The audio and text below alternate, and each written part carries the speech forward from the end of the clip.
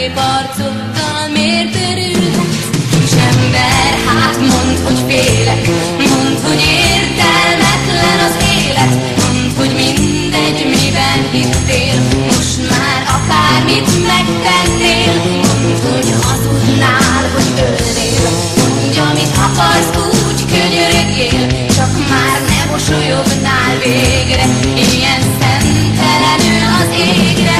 Kis ember, hát itt a vége, nem volt semmid, amit megérte, néhány egyszerű szürke évet mosolyogsz meg, most hát nem érted. Jó időkben semmit sincsen, rossz időkben tiéd minden, téged küldenek elsőnek, és először te rád lőnek. Mindig minden zászlót vinni, mindig mindegyikben hinni, s mindig félni, hogy itt a vége, mert még számon kérnek érte.